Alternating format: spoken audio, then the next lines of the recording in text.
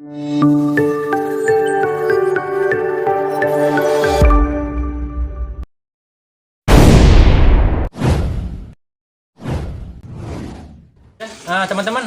di video kali ini kita langsung aja ya, kita mau bahas nih sama editor kita di GS Indonesia ini, yaitu tentang 5 pertanyaan dari siapa? Netizen. Wih, dari netizen. Dari teman-teman ya. Ya, kurang lebih banyak yang nanya kayak gini lah, kurang lebihnya. Gitu, ini udah kita saring, kurang lebih seperti itu. Oke, kita lanjut aja. Yuk, Mbak Editor, silahkan. Oke, ini pertanyaan pertama nih Bang ya. Ya. Apa bedanya cendolan dan rijekan gupil? Banyak sekali ditanya ini. Cendolan dan rijekan itu sebenarnya mirip ya, cuman banyak perdebatan di dunia Facebook ataupun dunia media sosial itu ada yang ngomong cendolan sama rijekan tuh beda. Jadi udah kita jelasin aja lah. Cendolan tuh apa? Jadi pertama kita rijekan dulu ya, ikan reject. Ikan reject. Reject ini contoh ikan yang berkualitas yang kalian beli biasanya berpasangan ataupun yang beli online yang bagus ya, berkualitas gitu. Itu memiliki anak, lalu anaknya itu gak sesuai harapan. Contoh misalnya bluegrass. Bluegrass itu keluar warna biru dan merah pada umumnya, teman-teman. Nah, memang harus yang punya namanya bluegrass dan redgrass. Lalu misalnya keluar kalian warna kuning dengan bercorak kayak seperti les ataupun snakeskin begitu ya. Ekornya snakeskin, kurang lebih seperti itu. Badannya snakeskin maksudnya.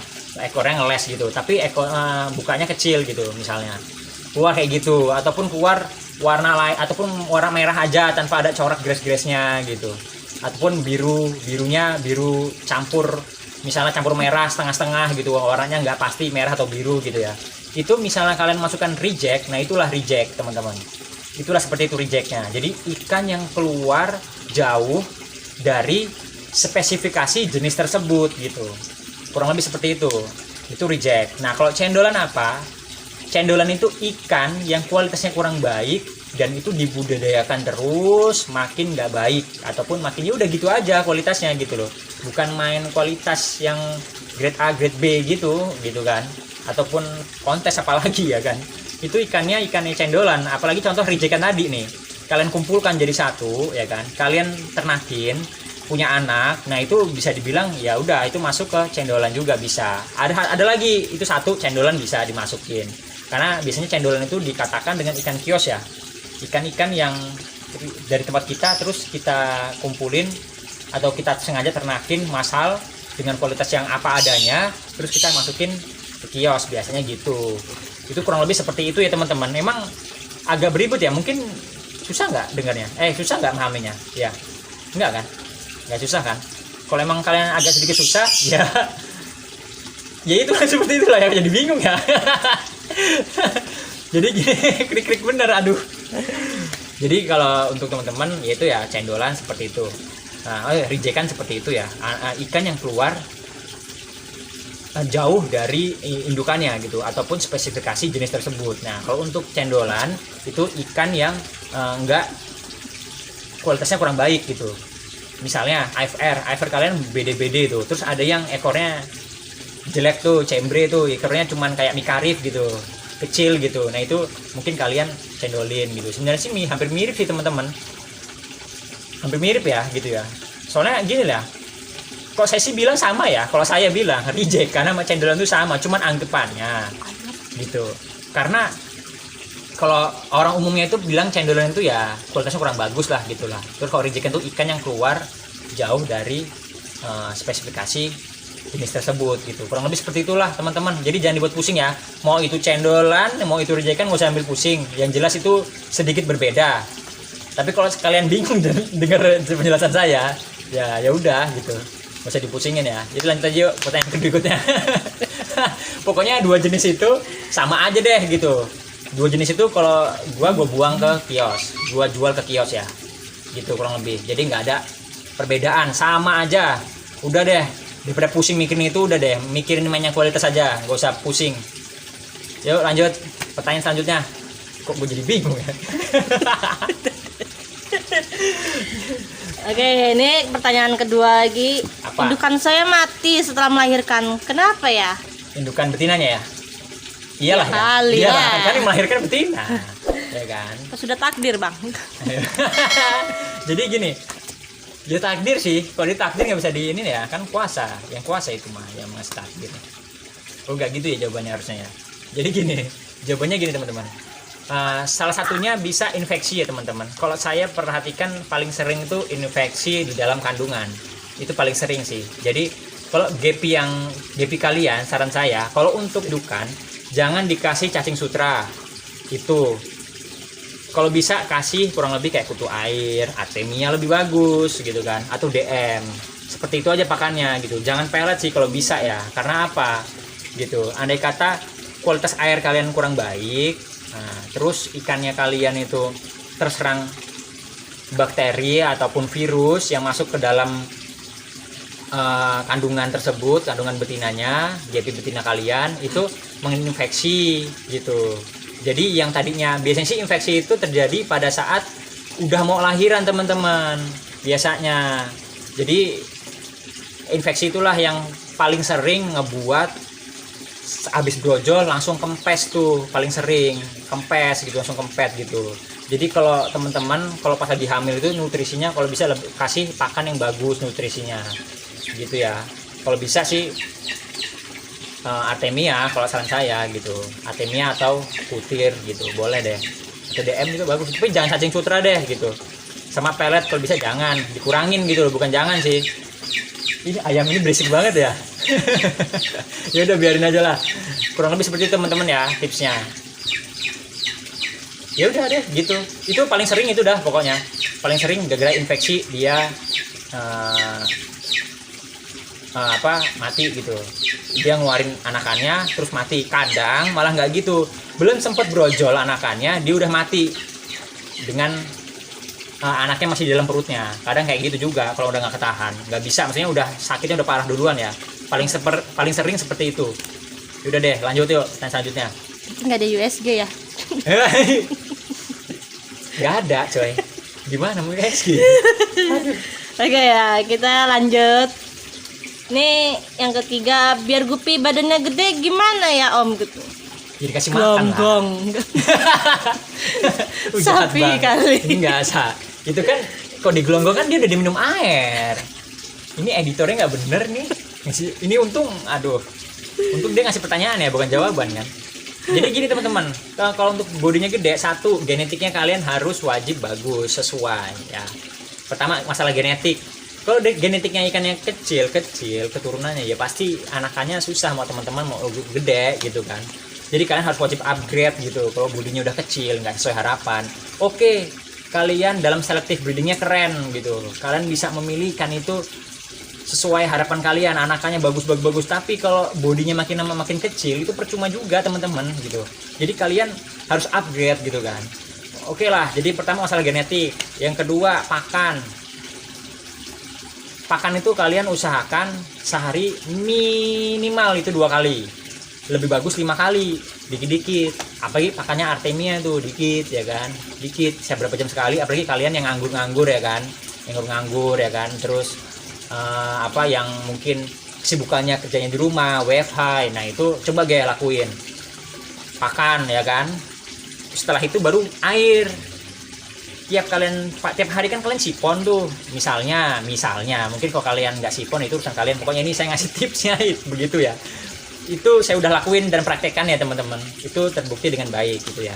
Jadi kalian sipon itu kurang lebih 20% sambil nyedotin kotorannya, lalu tambahin lagi tuh airnya 20% lagi gitu tiap hari, insya Allah kurang lebih seperti itulah. Oke. Apalagi ada lagi? Lanjut. Ya, masih ada nih, banyak nih kayaknya nih ya. Sampai banyak lah. Oke, selanjutnya ini probiotik apakah penting untuk Gupi? Probiotik ya penting lah, penting. Jadi teman-teman nih perlu sih sebenarnya, sangat perlu untuk probiotik dalam budidaya gepi. Bukan gepi doang ya, semua ikan hias ataupun ikan konsumsi itu perlu, pasti ada probiotiknya gitu. Dari untuk pencernaan, untuk kualitas air dan lain-lain ya. Jadi gini teman-teman, nanti kita coba buatkan probiotik Nah, untuk teman-teman nanti kita buat videonya sendiri deh, kita bahas lagi di situ ya. Lanjut pertanyaan selanjutnya aja, yang pasti penting lah, penting. Oke, lanjut. Nih yang terakhir aja nih Bang ya. Yo, yang kelima ya berarti ya. Oke, ya. Cara jualan di masa pandemi ini gini, gimana ya Bang? Sepertinya susah jualan ikannya. Apa kita mau ganti alih gitu? Sama sih, susah ya, sama. Senasib sih teman-teman ya. Senasib sebenarnya sama ya. Gue juga lagi susah gitu jual ikan. Tapi sebenarnya ada tipsnya gitu. Jadi jangan jadi alasan untuk susah dalam berjualan di masa pandemi. Karena apa? Yang susah itu cukup orang lain, kita jangan gitu kan. Jadi gini tipsnya. Jadi gini, tipsnya gini. Satu, kalau kalian pernah lihat, ya, termasuk saya juga mungkin, tapi saya belum ya. Itu biasanya banyak benar orang-orang, saya kok di IG belum ya, itu lelang-lelang. Jadi banyak banget teman-teman itu lelang, ya kan? Banyak banget lelang. Satu, kalian bisa lelang ikan kalian, ya kan? Misalnya dijual pasangan gitu nggak bisa, jual lelangan gitu. Udah sih, terus flash deal itu salah satunya, ya kan? Terus dipaketin tuh. Nah, bila perlu ada bandelnya itu, misalnya kalian beli Gepi ini senilai 200.000 gitu, dapat Artemia 1 kaleng misalnya, ya kan? Nggak mungkin lah ya kan? Rugi Bang. Itu misalnya teman-teman, jadi ada bandelnya itu. Misalnya kalian beli Gepi senilai 500.000 gitu kan, dapat bonus foto saya ataupun apa gitu. Pokoknya gitu deh gitu. Kreatif kalian aja deh gitu. Nah, ataupun kalian buat kelas belajar budidaya Gepi misalnya. Ya kan, senilai 200.000 dapat bonus ikan 1 pasang ya kan untuk belajar. Jadi kan masuk akal nggak tuh? Masuk akal teman-teman. Nah, terus apalagi? Nah, jadi kalian bisa tuh panasin orang-orang itu ya kan. Wih, lagi nganggur ya di rumah ya, habis di PHK ya, ataupun nggak punya kerjaan ya, ternak Gepi aja, ya kan kayak gitu tuh. Kalian komporin tuh kayak gitu, boleh nggak sih? Boleh kan ya? Boleh lah. Gitu. Asal jangan meledak aja Bang. Jadi kalian boleh komporin tuh biar beli ya kan. Nah, habis itu viralin tuh, ya kan, viralin lagi, Gepi naik lagi tuh, rame lagi kan orang masa pandemi gini melihara Gepi ya kan. Nah, oke, lanjut lagi ke berikutnya yaitu teman-teman bisa apa ya, kok jadi lupa ya gue tadi ya, apa ya tadi ya, lupa nggak? Oke, ini terus selanjutnya teman-teman bisa berjualan di, misalnya kalian buka lapak di mana gitu, minimal kalian buka stand aja, duduk gitu pakai motor gitu kan, kasih akuarium kecil gitu, pakai meja-meja gitu di pinggir jalannya di mana gitu, tempat daerah kalian gitu bisa. Ataupun ada pasar biasa tradisional tuh kan, datang aja gitu jualan di situ kalau kalian nganggur ya kan. Tapi kalau kalian cuman jadi sebagai sampingan ya, kalian bisa gitu jualan seperti tadi itu yang saya contohin tadi gitu. Itu mungkin caranya, mungkin kalian nganggapnya gue ngomongnya bercandaan gitu kan, tapi itu serius kok teman-teman, itu bisa dilakuin dan dibuktikan gitu.